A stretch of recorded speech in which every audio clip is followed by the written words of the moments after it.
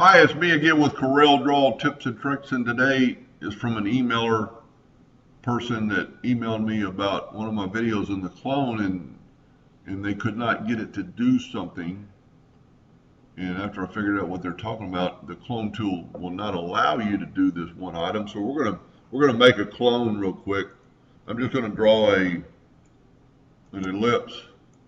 I'm gonna make it 4 inches by 4 inches. And then I'm going to make a clone of that.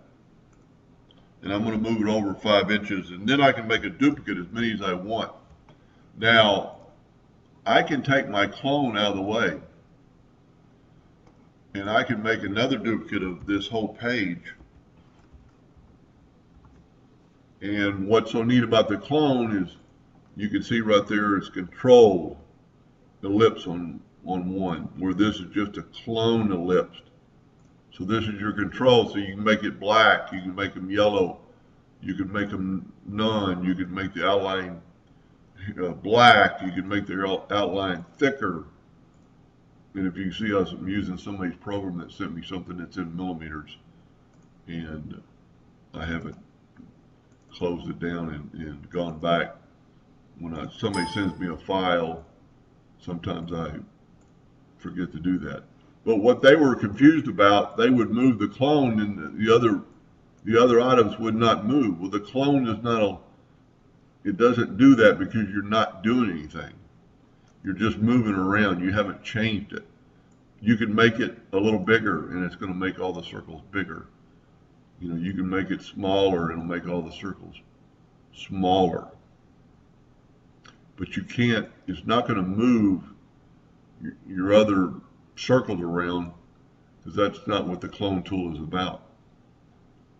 I like making the clone and having it off my sheet. Now another way to make a clone, so I'm going to make a deal and you go to edit and you go to clone. Well, I made a hotkey called alternate C. That's not default in Corel Draw, because alternate C are right there together. So I'm going to go alternate C, and now I made evidently I didn't have it picked with the pick tool. Alternate C. There's my clone. Then I can go Control A or D and make as many clones as I want. And then I can change my clone. Clone tool is pretty neat when you're doing something with a shape and you want them. If you want that and you go, well, you know, if you want these rings interlocked, instead of moving them all, just make them a little smaller.